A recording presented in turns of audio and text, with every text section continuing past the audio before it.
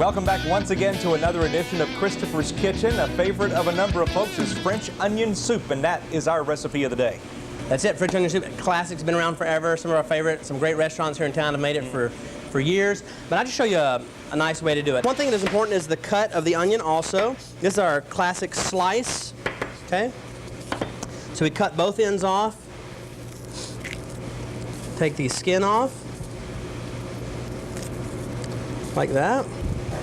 Now I've cut through the root in there so that all the onions will separate.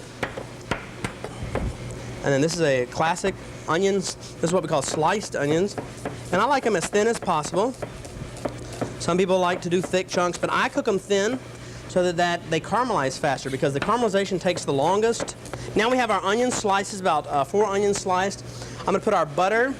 Got some whole butter here in a pan there. It's a hot pan already. Gonna add our onions here. Sure, there's a better way to do that. All right, we're gonna just put those on the fire. And over medium heat, we're just going to slowly caramelize those. Now, to do this right, it may take 20 or 30 minutes of cooking this down right. First, the onions will melt. They'll release moisture. And then once all the moisture is gone, they'll start to caramelize. And that's what makes the soup sweet. Okay, our onions are totally caramelized now.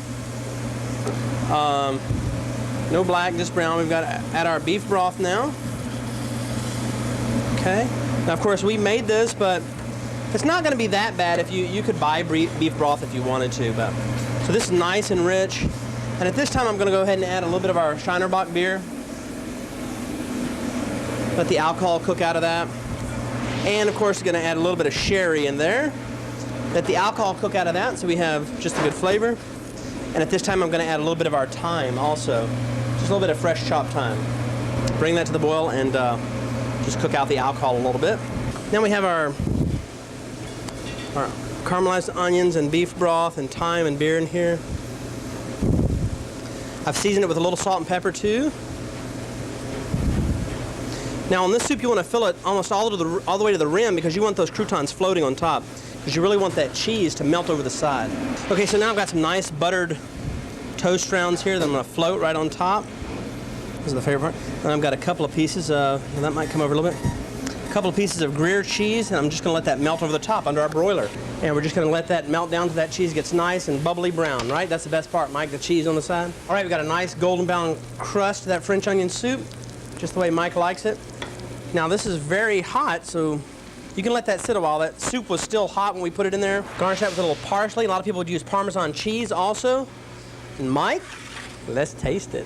So go ahead and attack that however you want. Oh, look, nice and crunchy on top. See that? It is crunchy on top. Oh, by the way, that's Gruyere cheese. Did I mention that? Gruyere cheese is the best and classic. There you go. And here's a big bite here. Now that's a little hot. No, you're all right. Let me hold it here until that thing cools. I'm serious. I will not spit this out back into the bowl. There we go. I will spit it out back into the bowl. You eat a bite. You eat a bite. I love the cheese.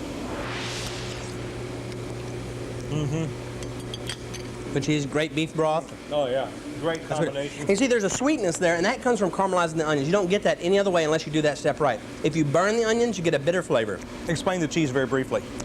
Gruyere cheese, it's got the perfect, well, I say it's a classic consistency for covering the side of the bowl, melting, and getting nice and crispy on them. Some of you may have been unfamiliar with the spelling of that particular cheese, but it is the magic behind this soup. So all you have to do is go to the website, kbtx.com, go to featured links, find the food page, and that's where all the recipes are that we feature right here. What a delicious dish that is. All right, thanks for joining us for yet another edition. For Christopher Lampo, I'm Mike Wright for Christopher's Kitchen.